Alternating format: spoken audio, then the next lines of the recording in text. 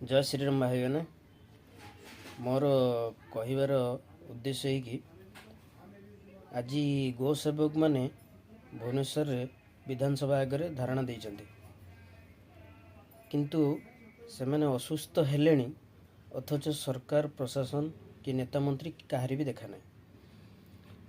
तो सांग माने एइटू माने चिंता करंतु आमे सरकार चेंज करथिले सरकार आम सपक्ष किसी गोटे मंतव्य एपर्यंत दौना।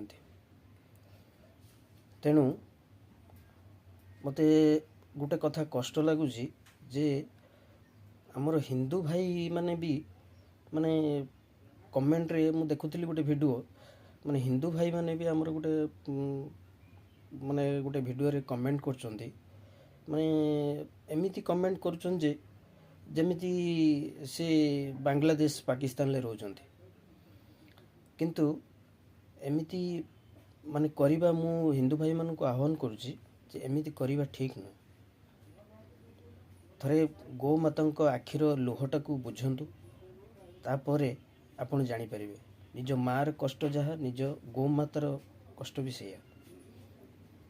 तेणु आपण माने कमेंट माध्यम मते जणैबे जे मु ठीक कहली कि भूल कहली। जय श्रीराम, जय गौ माता।